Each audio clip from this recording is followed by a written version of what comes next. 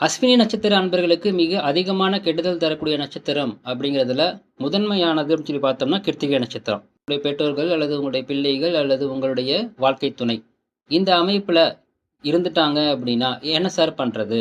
விலகி இருக்கவும் முடியாது. அட் தி சேம் டைம் அவங்க கூட இருக்கும்போது உங்களுக்கு கெடுதல்களும் நடக்கும், நன்மைகள் தடையாகும். இந்த நட்சத்திர அன்பர்களால் உங்களுக்கு கெடுதல் தரக்கூடிய அமைப்பு அப்படிங்கிறது நட்சத்திரப்படி இருந்தாலும் ஜாதகப்படி இதே நட்சத்திர அன்பர்களால உங்களுக்கு நன்மையும் கிடைக்கக்கூடிய அமைப்பு இருந்துச்சுன்னா, 2ல எது வலுவா இருக்குதோ அதுதான் உங்களுக்கு கிடைக்கும். அப்படி தீமைகள் இல்லாமலும் நன்மைகள் இருக்குது அப்படிங்கிற பட்சத்துல நோ இஸ்யூஸ். ஆனால் தீமைகள் மிக அதிகமாக இருக்குது, நன்மைகள் அப்படிங்கிறது அந்த நட்சத்திர அன்பர்களால எனக்கு இல்லவே இல்ல அப்படிங்கிற பட்சத்துல என்ன சார் பண்றது?